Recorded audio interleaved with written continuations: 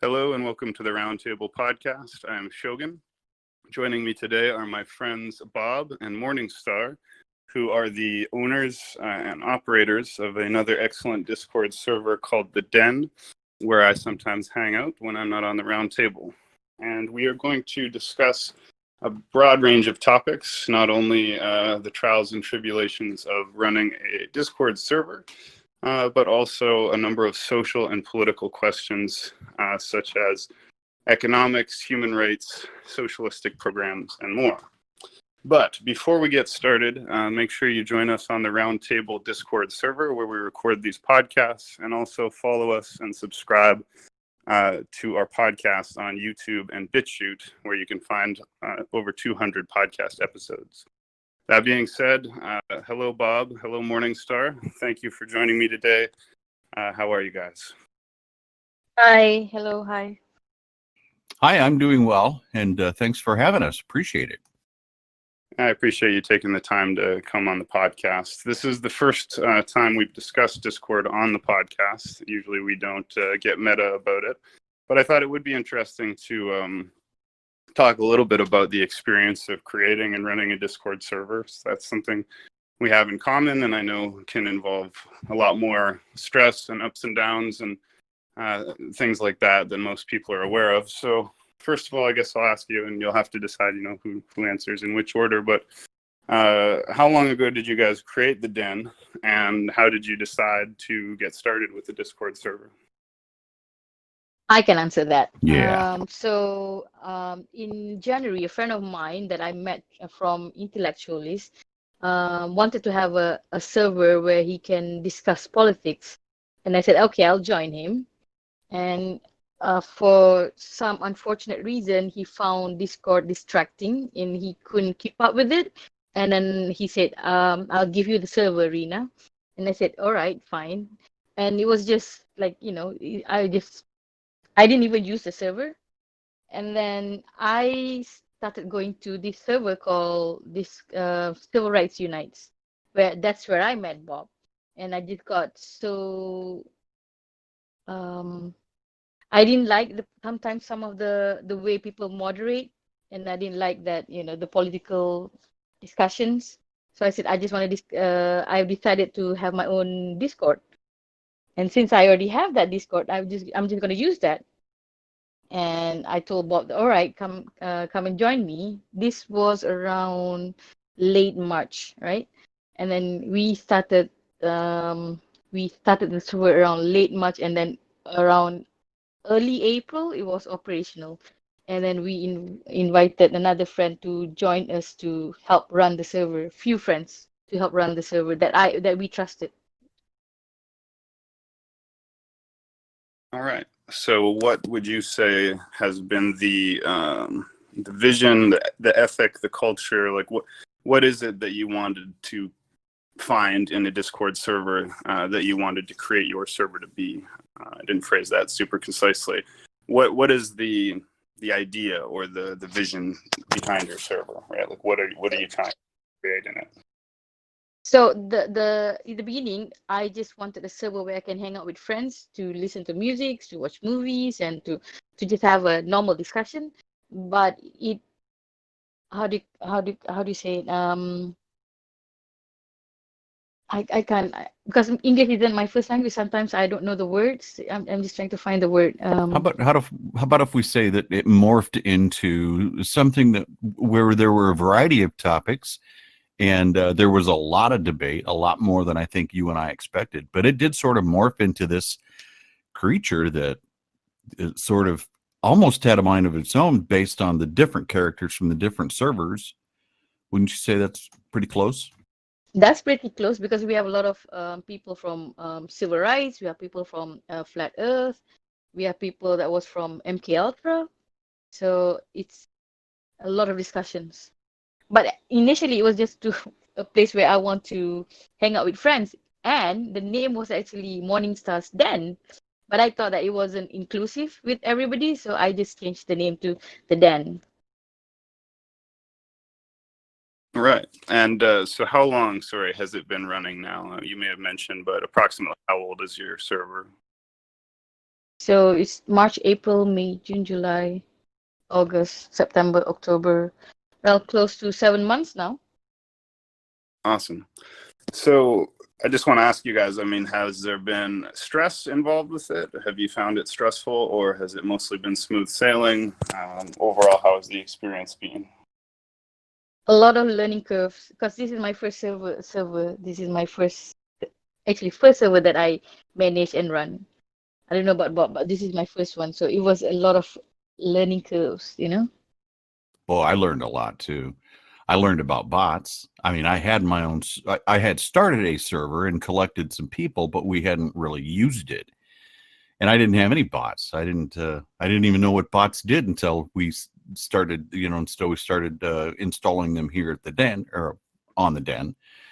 And yeah, big learning curve. I mean, how to moderate, how do we want to moderate? So that became, the topic of many, many conversations.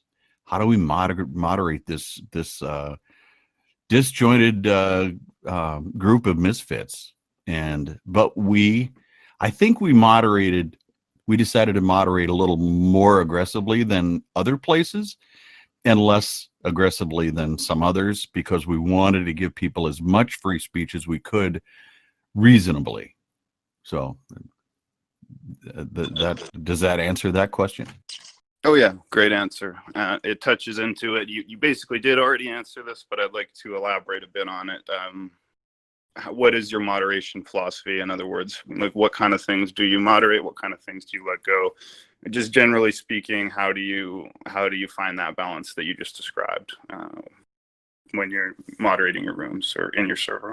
We haven't found it yet, but we're still looking for it. Morningstar can attest. I'm pretty rigid, and she's not. And we try to find a balance in between. We don't want to, we don't want to be too rigid. At the same time, there have been instances where we were just way too lax, or we would allow a double standard. Sometimes it depends on who the person is. We have loyalties, we have strong personalities, and those are very difficult to moderate. You want to keep them, but you also want to be fair about how you moderate. So we're still looking, and I think I know that Morningstar has some comments on that. Morningstar / Rena, as we call her. So my philosophy is I do not like muting people. I do not like to moderate people because I coming from a country that do not have somewhat very strict on freedom of speech. I'm very pro free speech, but but sometimes me and Bob we try to find the middle ground. I'm very lax. I'm very lenient. I don't like to give punishment to people because after all, just Discord. It's a platform, right? But we try, we learn along the way. But my philosophy has always been this: only 5 things that I don't allow in the server, and that's a permanent ban. Would be doxing, no doxing, child porn, gore or animal abuse or abuse, any kind of abuse. The other one is promoting suicide or self-harm, and the other one is recording and recording of VC or video call. That's the only thing that will get you banned. That's I think I think all servers should have that. Yes, I That's think my we can answer. agree on those absolutely. And I guess then I could ask you both, since you're 7 months in, you've managed to create an active server, which is generally the hardest part. What would be your tips? You talked about a learning curve. What advice might you have for young people like Jace, for example? Oh, he's not listening right now, but who has creating small servers that have not yet got off the ground. Do you have any tips for new server owners? You want me to start, Morningstar? You can start, and I can add. You can start. Yeah, I think what Rita did was she had a collection of friends, and I hate to put it that way, but she had several friends from several different locations. And on the day that, I think the day that we launched, we sent out invites, and we just got a flood of people, and we were extremely lucky that that happened the way it did. And it was it was a lot of people that knew a lot of other people, and we built on that. But we also used Disboard and a few of the other websites out there that help promote outside Discord, because unless you get fresh blood outside the platform, you're never going to see, new faces and get new voices and give people an opportunity to see what Discord is all about. So the three main things I would say is word of mouth is critical. If you've got a big Rolodex, and I'm using the term taken from the old analog days, when we didn't have computers, we used Rolodexes as contacts. But when people have a lot of contacts, they become very valuable assets. Number two, promote outside the server. And then number three, give them a soft place to land, or give them an interesting place to land. Content is king. And I think the rest of it, I think I'd leave to Rena.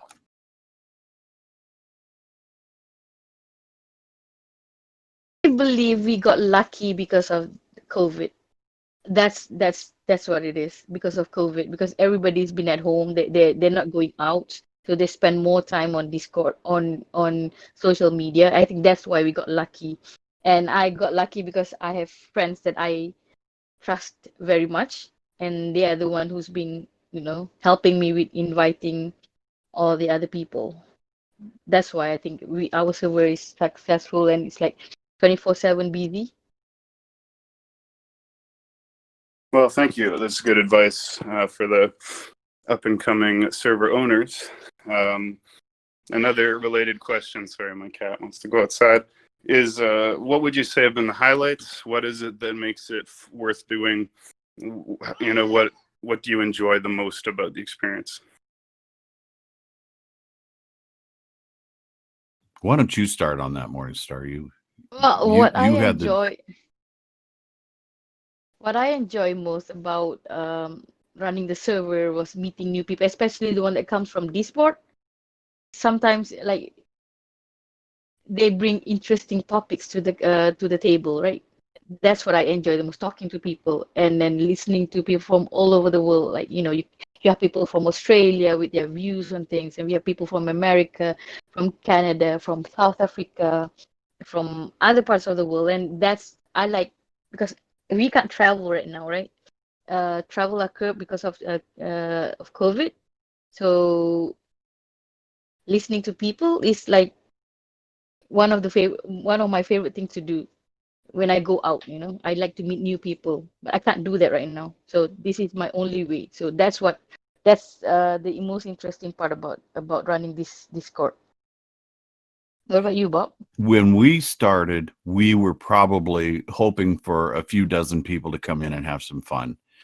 And we were surprised to see we were attracting hundreds of people. And then we decided that we were going to go ahead and try the Disboard route. There are other servers out there, but I'm just using Disboard as an example. One of the biggest highlights for me was recognizing that we were gaining at over 100 new users a month, and it didn't take us very long to get over 1,000. So that's a highlight for me. I'm surprised by it, and I'm challenged by it for sure, because how do you handle VCs or voice channels that get 20, 30, sometimes close to 40 people in them, and try to have some semblance of conversation, as opposed to the dumpster fire, which we are notorious for having occasionally. And we have the kinds of people that bring hot dogs to dumpster fires. So entertaining the trolls and the spectators has been a very interesting thing for me. I've learned so much about the world and about people's viewpoints in Australia, in the UK, in Asia, India, the Maldives for sure, Malaysia, I've learned in Canada. I mean, we're neighbors with Canada, but there's so much that I don't know about Canada, which I think is typical of an American. They tell me everybody knows about America, but Americans don't know anything about my country. And so it's been a learning curve in that regard too. So two big things for me is the speed with which we grew, and the topics and the areas that the conversations came from. Really eye-opening for me. I've really enjoyed it. If somebody's out there looking for something to do as a hobby, this has been rewarding. If somebody's out looking to make money, they're probably going to have to ask some people who are making money, because that's not our aim right now. So that's, I named some of the highlights for me. There are others, but I don't want to go on forever. Well, good answers, and I can totally relate. And people know I essentially never leave the roundtable. This is where I stay. But as you know, I come and talk to you guys usually every day, usually in the morning. When I'm making my coffee, I'll come say hi to Bob and Morningstar, because I really enjoy talking to them and their server there. And again, I forgot to mention they're in our partner channel. So anybody listening, just check out the partners channel on the Roundtable Discord server. You can find a link to the den. So now that we've had some time to talk about Discord servers and ownership, let's get into some of the broader topics that you mentioned. I believe the first of those was civil rights. And civil rights is an interesting topic. What is your connection with it, and what is your interest in that subject most focused on? Well, for me, a general interest in civics, I guess I've always had some. So now that we have had a chance to discuss server ownership and Discord related topics, let's get into some of the broader subjects here. The first that you mentioned is civil rights. So can I just ask, what is your focus with regards to civil rights, or what aspect of that field are you most interested in? I didn't really get terribly interested in sort of the civics side of civil rights until my son was pulled over by a state trooper. And I talked to the officer at the scene at the time of the traffic stop. The officer also talked to the mother of my son. My son's 17 at the time, and I didn't like the way that went, and I didn't quite know why or how it should go, but it didn't seem right to me. So I asked to see the dash cam video, and I watched it all the way through. They didn't offer to give me the dash camera. I'd have studied it more closely, but there was the way he was trying to trick my son into answering certain questions. He was very inquisitive about a taquito bag from a convenience store, demanding what's in that bag. And it was sprinkling outside. He said, well, let's sit in my car. Well, that was a ploy to get my son to consent to a search of his person. And that led to the discovery of some paraphernalia. And so he got pulled over for speeding. He got a ticket for paraphernalia. And it's pretty much because my son didn't know how to behave himself during a traffic stop. So I watched a video. I think it's about a 45-minute video by a professor at Regent University, and it's called Don't Talk to the Police. And I learned a lot. And then I discovered a group that started in 2003 called Flex Your Rights. And that was really, this is the eye-opening moment for me. And then I had a couple of encounters with police officers when I was videotaping. And I'm in broadcasting. I'm close to the news. I've been a stringer for almost my entire adult life.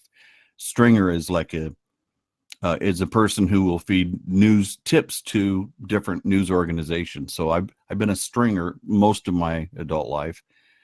And when I see news, I will whip out a camcorder or make notes about it and identify certain features, and then I'll pass that on to my media people, whether it's an employee or an employer or what have you. But that was really what kicked it off for me. And then maybe at some point we can discuss with more detail some of the encounters I've had holding a camera in public, but that was the start of it all.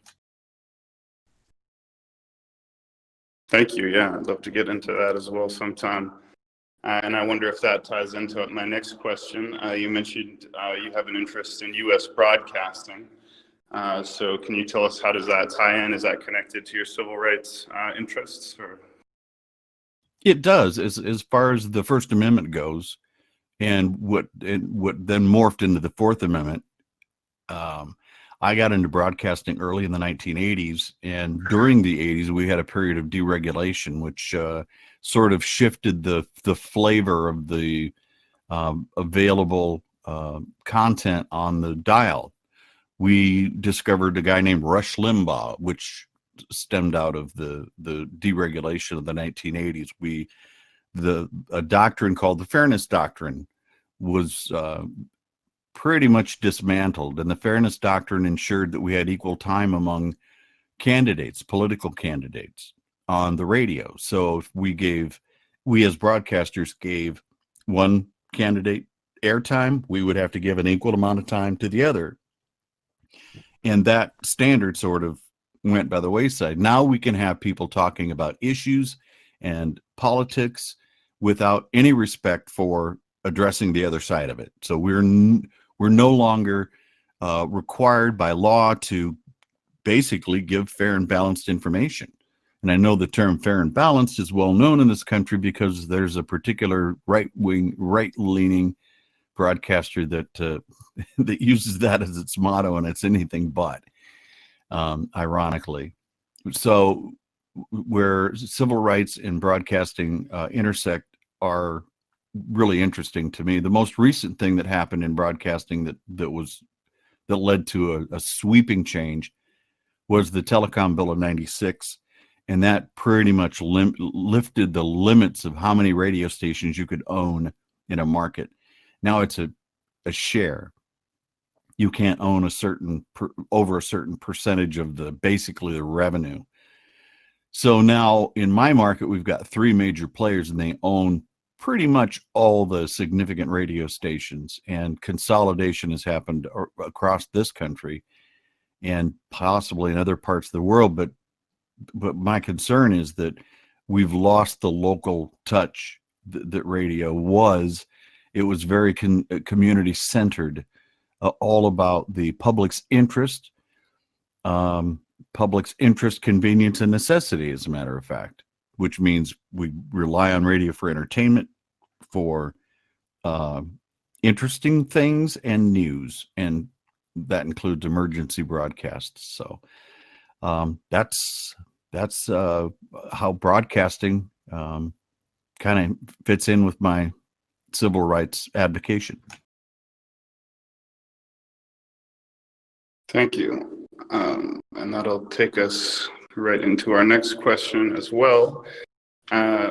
Supply side economics. So economics is by no means my strong suit.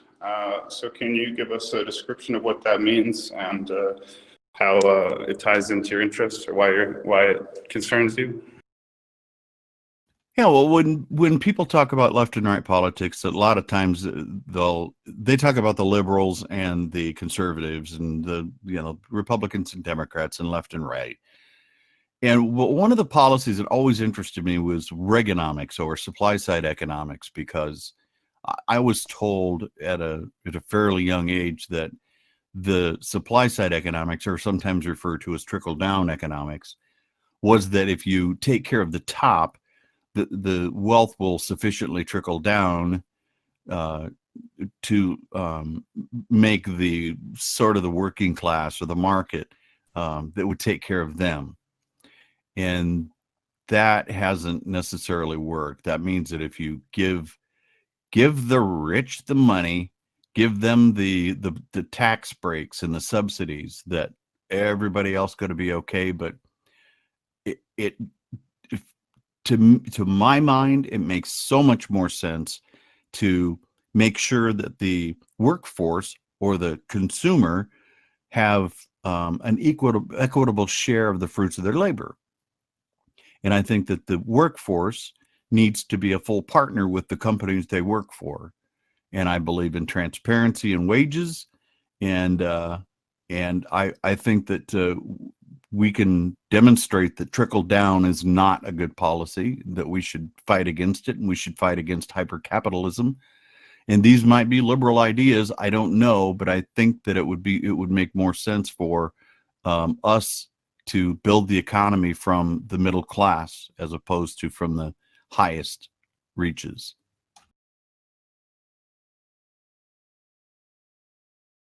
I understand. And Morningstar, are you interested in these issues as well?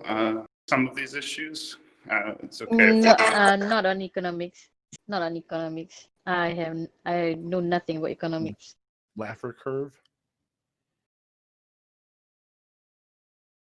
You certainly have some viewpoints on socialism, though. Yeah, I do have some. Yes, not socialism, socialistic programs.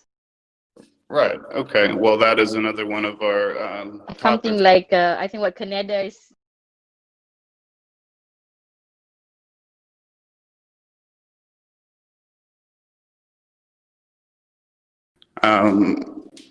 Sorry, you mentioned socialistic programs. That's another one of the topics we want to get into. So, Morningstar, would you like to sort of give an introduction to what this refers to? It refers to what I believe in, that we as a society should help the less fortunate.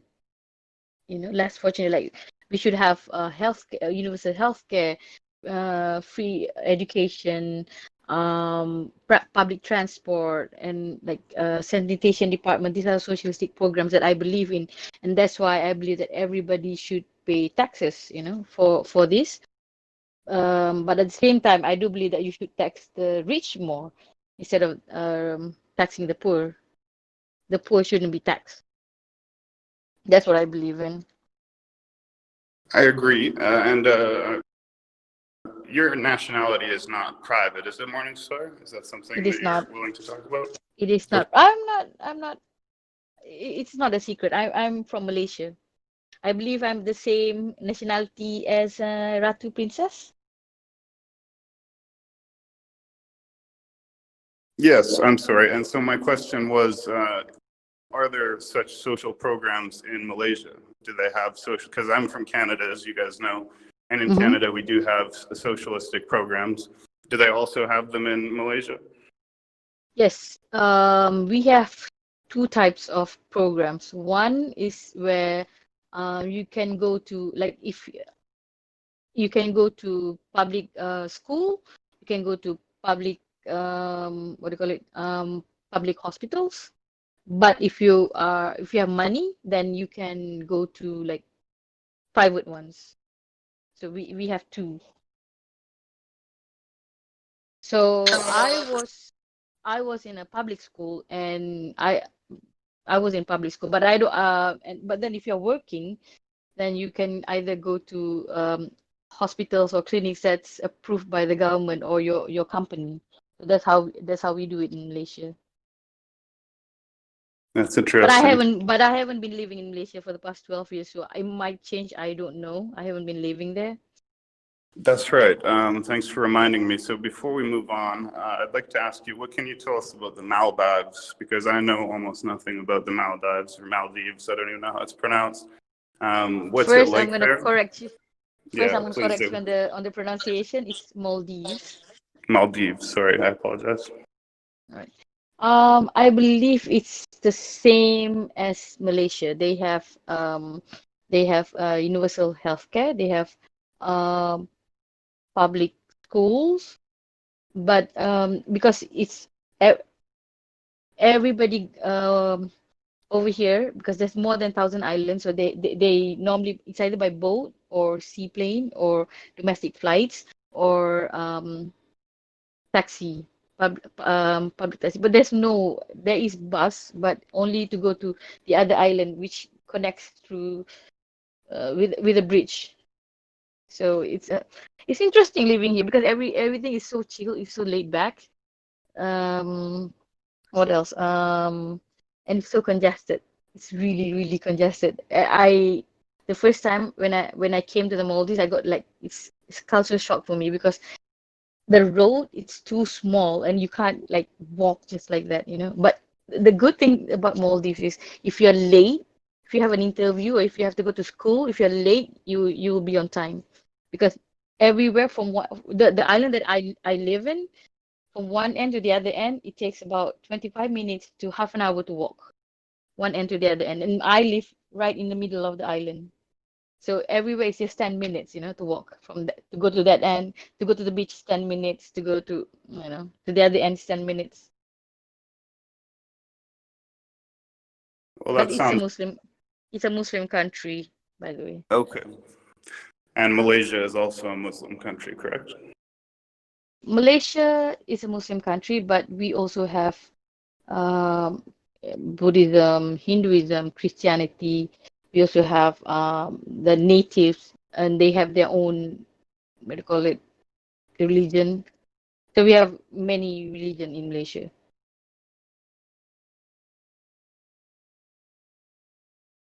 So the last topic that we want to make sure we cover, and then after that, we're going to open it up for the AMA and open discussion part of the podcast, is human rights. Mm-hmm. So what are your major interests in the area of human rights?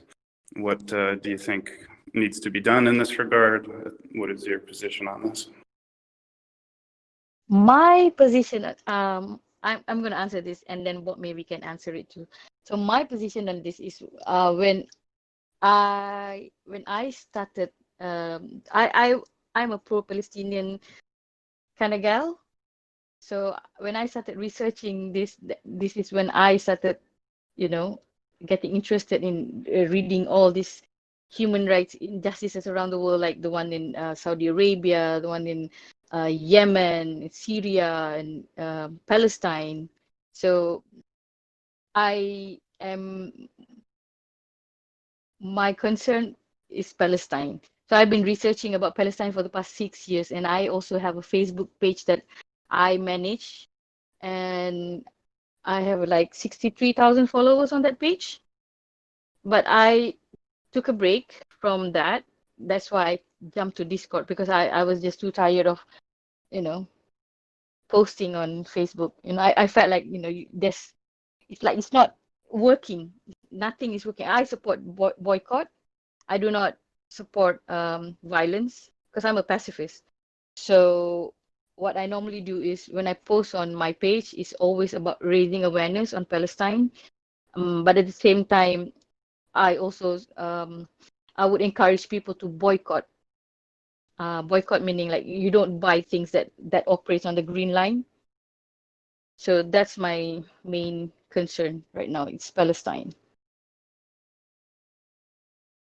But I think in America it's a little bit different because right now it's what's happening is with the BLM and stuff like that. So it's maybe different from my perspective because we don't have that kind of issues in Malaysia.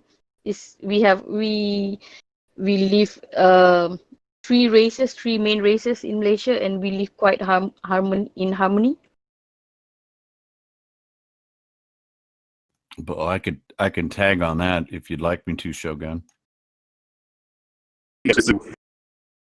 So human rights and civil rights are very similar. My particular issues seem very small compared to the world picture where you have the conflict between Palestine and Israel. And I'm just learning about it, and I'm happy to have many conversations with Morningstar on the Palestine issue. And I'm continuing to learn, and I'm going to keep learning. And you know, hopefully at some point I'll be able to articulate a really clear position on how I feel about it and what I think could be done in the future to solve it. But I believe very strongly that we all have a natural right to live our lives the way we want to. I think we ought to be able to express our viewpoints in public places without any risk of government intervention. But I also think that there come consequences with certain kinds of speech. but I believe that we should be free from police oppression. Let me put it that way, where the government can stop you from exercising your free speech by detaining you, confiscating your things, and telling you that you seem suspicious, and therefore we're going to arrest you, we're going to take your stuff, and then we're going to send you on the way without any tickets or fines or anything. But again, my issues seem very small compared to the larger human rights picture.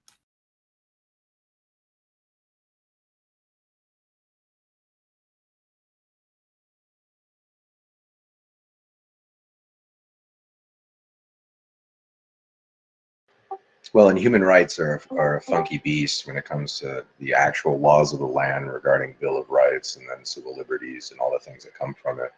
So I would agree there, because then you can only reflect on things like UN sanctions on human rights. And even then, these guys have no concept because they would never read something like that. Yes, and sorry, as NSA probably told you, I dropped out for a second. Someone asked me anything, so if anyone has comments or questions and wants to participate, you can ask at any time.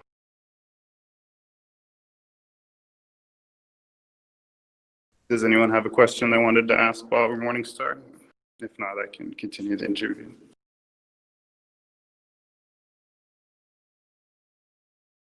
What do you think about informed consent, like things we learned from the Nuremberg trials and what we got from that? Could you be more specific about what informed consent is? Because as far as that term goes, I don't know if I... let me grab a list real quick. There's a list of 10 things. Hold on. From the Nuremberg Code. You're talking about with regards to like human experimentation, right? Because we had to do that in, some research, like informed.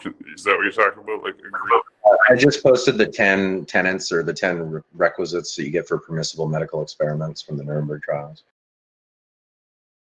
But I would be the wrong one to ask about this. I haven't. I'm not as familiar. I'm not at all familiar with the 10 points of the Nuremberg Code or informed consent.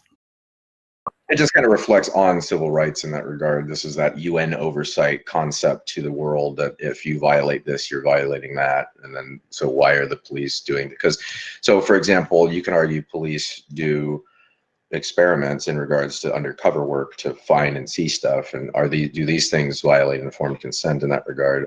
I would argue they do in some situations. Well, in order for me to give up a right, I think I have to consent to that. So, I mean, if that's a belief of mine, and if that can be applied to this, then so be it. One question I think would be worth asking is just what you think about the current situation in the United States, the 2020 election, and just kind of what you predict for the future of the United States politically.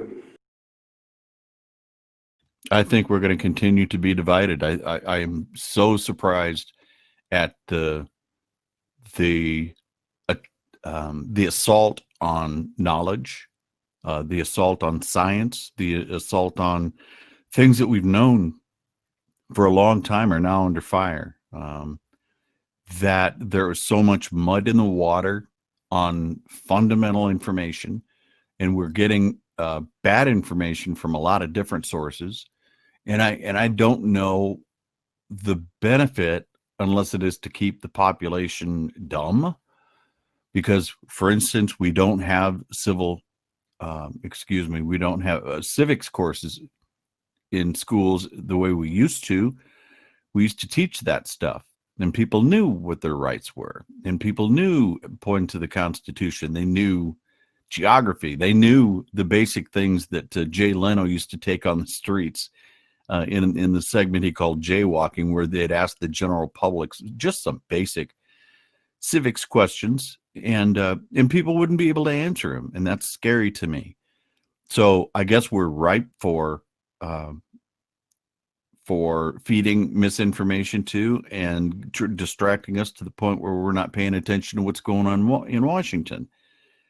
And I hope that we can, from the grassroots, from our neighborhoods and outward, we can plant seeds that encourage people to engage more in their local politics, because they say all politics is local. If we start there in the neighborhoods and we can grab good ideas and we can replicate those around the country, I think there's hope. But I don't have a lot of hope for the next cycle. I don't have a lot of hope for this cycle. I don't like the two choices we have, and I don't think things are going to improve in the next 4 years. And I think this 2020, this year with COVID-19, I think this is going to be one of the worst years of my life as far as this nation goes. It's taken a big economic hit on a fiat currency. I think it's maybe it's reset our country in some ways. And maybe we'll get some good out of it. But that's my biggest hope, is that some good comes out of this in the years to come.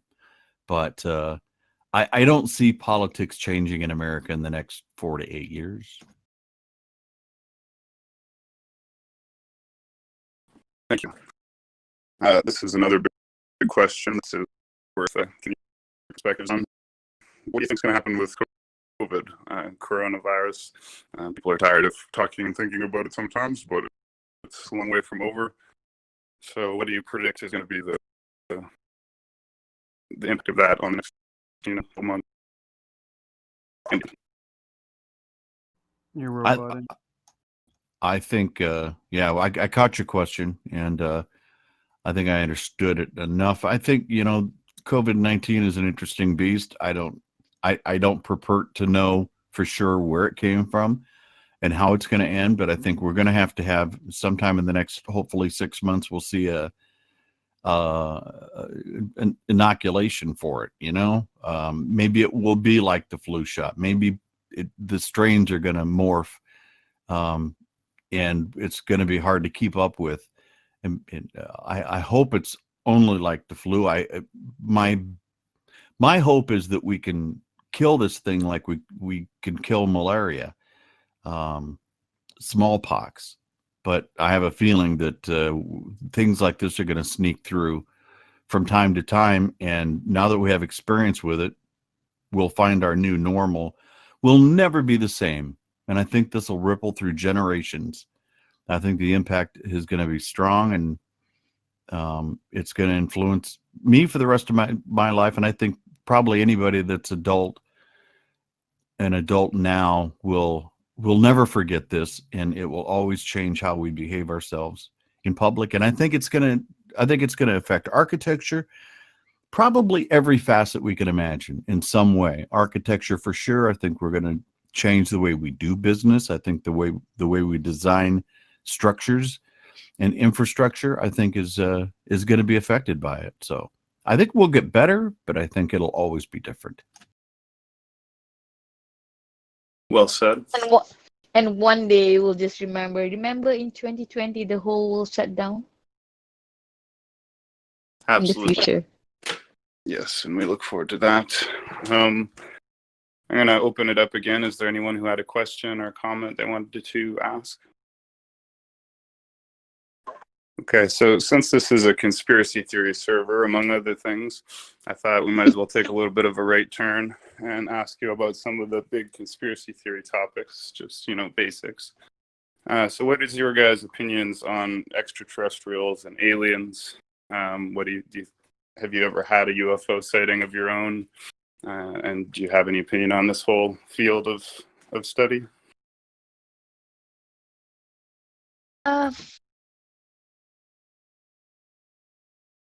I believe there's. I mean, it'll be a little bit presumptuous if we think that there's no life on other planets. But I don't think they have the capabilities, or we have the capabilities to to travel. Not in our lifetime anyway. But I do believe there's other beings on other planets. We can't be the only planet with living beings, right? We can't be. I refuse to believe that. How about yourself? Yeah, But I've there's never had any. I never had any sightings or whatever. I've never. I don't think so. yeah, I've never had any kind of an experience with extraterrestrial at all. I've heard about it. I've heard some compelling stories.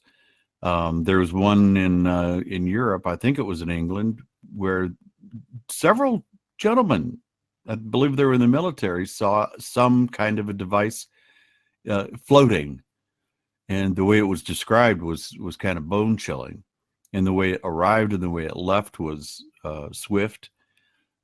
There was an astronaut in the U.S. that had a sighting that was hard to dismiss because of his stature. But I think there's very little outside of those things. I think there's very little for sure that qualifies as hard evidence of extraterrestrial spaceships. For instance, if you want to call them UFOs, we know what that stands for: unidentified flying objects. Anything that qualifies as unidentified by me would qualify as a UFO. But I think if we specifically talk about life from other planets traveling to the Earth and making contact and beaming people aboard their ships and doing experiments, I think we're really short on evidence on that particular topic. I've never done the deep dive on UFOs, so that's about all I can say. Well, just for reference, there's a company called MUFON. They do global intelligence on reports of it. They have upwards of 20 million since they started abduction reports. And the rest of the world is told they're suffering a collective psychosis, but these people are taking down their notes and stuff like that. So there's a lot of anecdotal. One interesting one was Edgar Mitchell, who's that astronaut I think you might be talking about.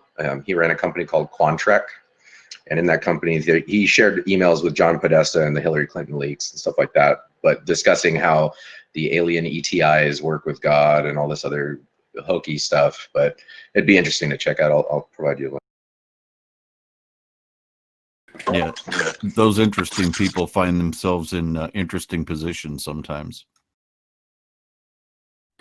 So, on that note, another question that often gets asked, and again, these are general conspiracy genres. We are coming close to Halloween, so I guess it's on target. But what do you guys think about ghosts? Have you ever had a ghost experience? Do you believe such things exist? I don't believe in ghosts. That was short and sweet. I loved it. Yeah, I don't think there's any evidence of supernatural things. So I know people that are very convinced. There are people who tell me they've had personal experiences of really unexplained things that could only be like somebody turning on or off a light when there's nobody in the house and they can prove it. The light's fine. It works. It's completely functional, but at certain times it will turn itself on and off. And a friend of mine shared an experience like that, but I've never had any personally. Although when I was a kid, I convinced myself walking home in the dark that there could be a monster right around that corner. Could be. Didn't know there was. Probably wasn't, but there could be. And I would just, I would just start getting goose pimples thinking about that. So I understand the fascination with it, and I understand how scary movies affect us, and I enjoy that sensation, the thrill of those, but I just don't believe in the supernatural. Understood. So this is a related question for you guys, but do you believe in an afterlife? Or to put it in another way, what do you expect will happen when we die? Because you don't believe in anything supernatural, does that mean you would believe that there would just be cessation of existence and nothing more? Or do you believe something different? Well, I'll take this real quick. I think we started out as stardust. I think we'll wind up as stardust. And I think neuroscience probably points to the fact that when we die, we're dead. There's nothing else. I don't know. And I think neuroscience would have a hard time explaining what a soul is. And I think when we're dead, we're just dead. And I think that's really incentive for us to live live in the present and make the most out of our life right now. Great Well, advice. I believe that when we die, we are worm food. Right. So the same belief, more or less. So you two are what you might call skeptics, materialists.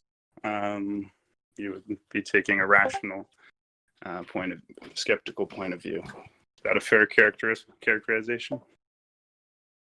Yeah, I think Guess so. so. Yep. All right.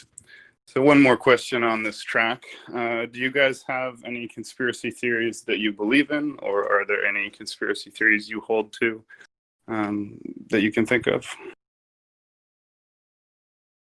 This is interesting because I've never heard about conspiracy in my country, but I guess it's no longer a conspiracy. It's about MK Ultra. I mean, I was shocked when I read about that MK Ultra, Tuskegee experiments, but I don't think it's a conspiracy now, right? Because it's the truth. But I don't know.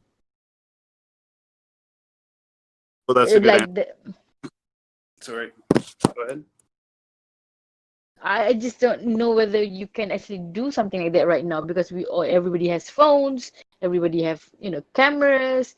I don't know. Can a government do that to us nowadays in 2020? Can they actually do that? Probably, in my opinion. Unfortunately, I hate to think of what kind of things like MK Ultra could be going on right now.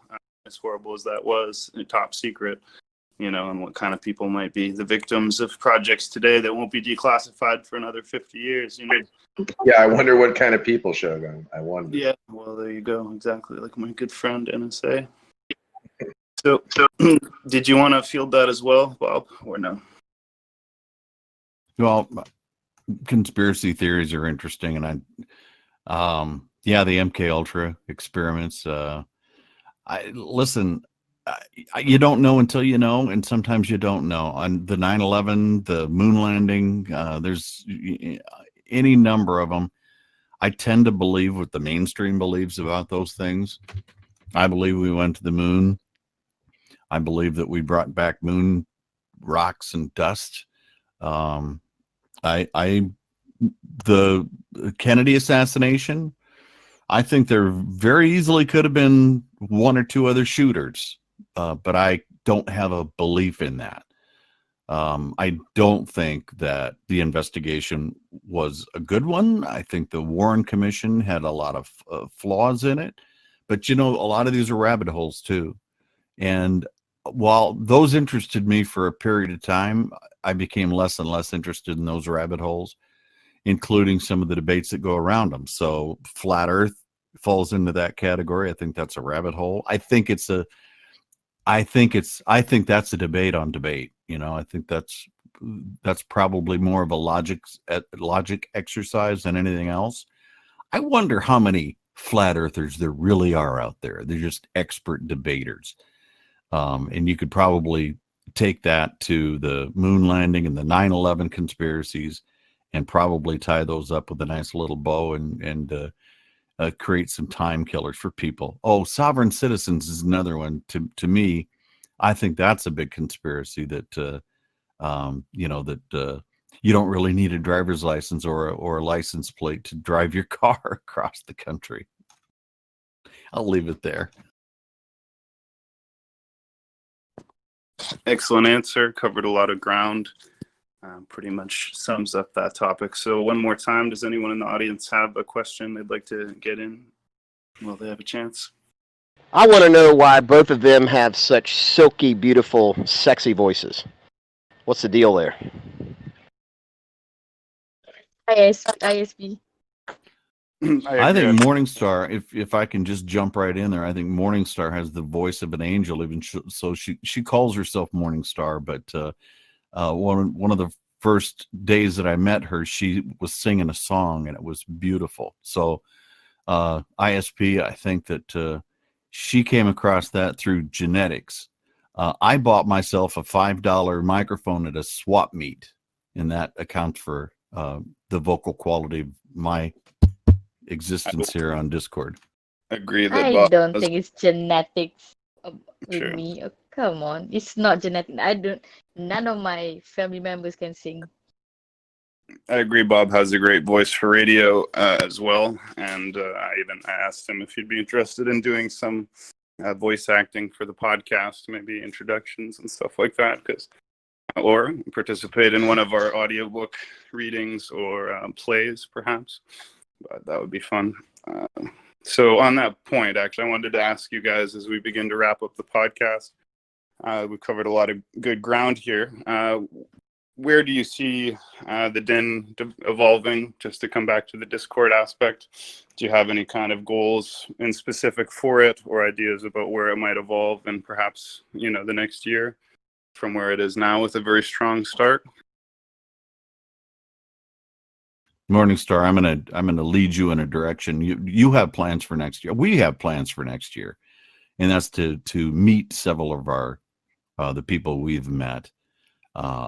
We hope that the server lasts that long. I'm always white knuckling it. I'm looking for plan B and C post Den Barn Girl. I hope that it's around for another year. But there needs to be a contingency plan in case that's not possible, because we have a really good group of people. And I know that Morningstar would like it to be around for a long time too. So I'll hand it off to you, Rena, if you'd like to complete my thought. I hope it will run forever, but I know things will come to an end. But I hope it'll run forever, because I put my heart and soul into the server. Like, it's hard to maintain a server, especially when you are somebody like me. But yeah, our plan is to meet with everybody next year in Mexico. That's That's the a next great goal, idea. to meet And up. of course, I hope and expect that the den will be around for a long time to come. And we will continue to support the den as a partner server and you guys as friends. So on that note, I'd like to remind everybody to join the den, check it out. You can find it in our partner channel on the Roundtable Discord server. You can also find it through Discord. That's a great active political discussion and general social server, among other things. Now, Bob, Morningstar, I want to thank you guys so much for taking time out of your day to come onto the Roundtable podcast. This is a great podcast. It's got a lot of great perspectives on a broad variety of issues. If you guys ever want to do it again, you're always welcome. So thanks so much. Thank you for having us. Yeah, you're entirely welcome. And I enjoy conversations with everybody, and hopefully we can have more of these discussions going forward. And listen, I really appreciate the Roundtable. It's a great server, and it's got great leadership, and I hope to spend a little more time here and maybe participate in some future podcasts with you. I spend a lot of time in the den, and it's super simple to find us online by Googling Discord Den Bar. It's that simple. You can find us. But yeah, it's been a lot of fun with Rena. It's been a good ride, and I too hope it lasts for a long time. Well, thank you guys so much, and best wishes. Enjoy the process. Enjoy the experience of running your server. And thanks again. We're going to close now, so make sure you follow and subscribe on YouTube and BitChute, where you can find our over 200 podcast episodes. You can also find them all in the Roundtable podcast channel on the server. And you can find links to all of our social media there. So just join us on the Roundtable Discord server. Thanks so much, guys. And we're going to jump up to Roundtable 1, and we'll chat for the rest of the evening. Thanks again.